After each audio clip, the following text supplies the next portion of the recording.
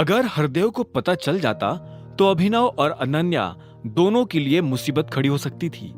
जल्दी बाहर आकर उसने अनन्या के कमरे का दरवाजा खटखटाना शुरू कर दिया था। वो दरवाजा खटखटा रहा था, लेकिन उधर से अनन्या कोई जवाब नहीं दे रही थी। ऐसे में जब उसने दरवाजे का हैंडल घुमाया तो पाया कि दरवाजा अंदर से लॉक नहीं था। उसने धीरे से दरवाजा खोला और कमरे के अंदर दाखिल हो गया। उसने देखा कि अनन्या कुर्सी पर बैठकर अपने पैरों पर लोशन लगा रही थी। उसके कानों पर हेडफोन लगे हुए थे और इसी वजह से उसे शायद दरवाजा खुलने की आवाज नहीं आई थी। इतने में अनन्या को भी कुछ सूझा और उसने अपना लोशन वाला हाथ रोक लिया। उसे ये लगा कि कुछ गड़बड़ है। ऐसे में उसने धीरे से अपनी नजर ऊपर की तो पाया कि अभिनव उसके कमरे में खड़ा था। जैसे ही अनन्या की नजर अभिनव से मिली तो वो जोर से चिल्ला पड़ी और उसने कुर्सी के पीछे टंगा टॉवेल उठाया और पैरों को ढक लिया।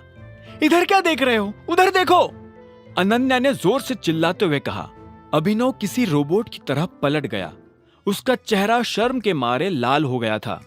भले ही सच ये था कि ना अभिनव अनन्या से प्यार करता था और ना ही अनन्या अभिनव से, लेकिन फिर भी कुछ तो था जो दोनों को एक दूसरे की तरफ खींच रहा था कि तभी अनन्या जोर से उस पर चिल्लाई और बोली, तुम्हारी हिम्मत कैसे हुई मुझसे बिना पूछे मेरे कमरे में आने की? आई एम सॉरी, मुझे सच में आइडिया नहीं था कि तुम मुझे इस हालत में मिलोगी और मैं सीधे तुम्हारे कमरे में भी नहीं घुसा। मैंने काफी बार तुम्हारा दरवाजा खटखटाया, लेकिन जब तुमने दरवाजा नहीं खोला तो मेरे पास सीधा अंदर आने के अलावा और कोई चारा नहीं रह गया था। अभिनव ने तुरंत अनन्या को समझाने की कोशिश करते हुए कहा, लेकिन जब वो अनन्या को सफाई दे रहा था तब उसे खुद समझ नहीं आ रहा था कि वो अनन्या को सफाई दे क्यों रहा है। अनन्या उसकी पत्नी है, नहीं? ऐसे में अभिनव को खुराफात सूझी और उसने कहा, अभी मान लो कि दादाजी हमारे, मेरा मतलब है तुम्हारे कमरे में आते, वो पहले तुम्हें ऐसा बैठा हुआ देखते और फिर मुझे तुम्हें ना देखते हुए देखते तो उन्हें कैसा लगता? कोई भी नॉर्मल इंसान अगर मुझे तुम्हें अपने ही कमरे में ना देखते हुए देखता तो पता नहीं क्या समझ बैठता।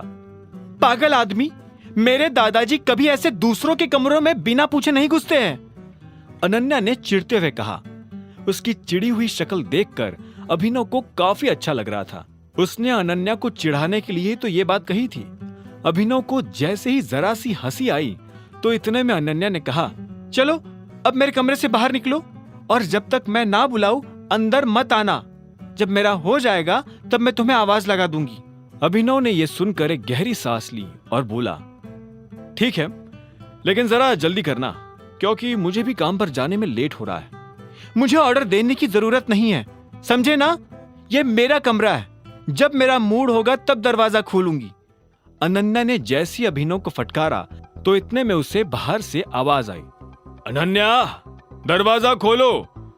यह आवाज सुनकर अनन्या और अभिनव दोनों के होश उड़ गए थे। यह आवाज और किसी की नहीं बल्कि हरदेव पाल सिंह की थी। अपने दादा की आवाज सुनकर अनन्या का दिल जोरों से धड़कना शुरू हो गया था। इतने में उसे फिर से आवाज आई, अभिनव अंदर है क्या? अनन्या की नजर तुरंत अभिनव पर जा टिकी। अभी तक जो अनन्या अभिनव को गुस्से भरी नजरों से देख रही थी, अब वही अनन्या आंखों ही आंखों में अभिनव से मदद मांग रही थी। मैं अंदर ही हूं।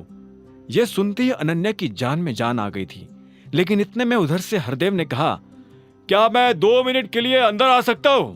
मुझे अनन्या से कुछ जरूरी बात करनी है। दादाजी, पर मैं अभी तैयार हो रही हूं।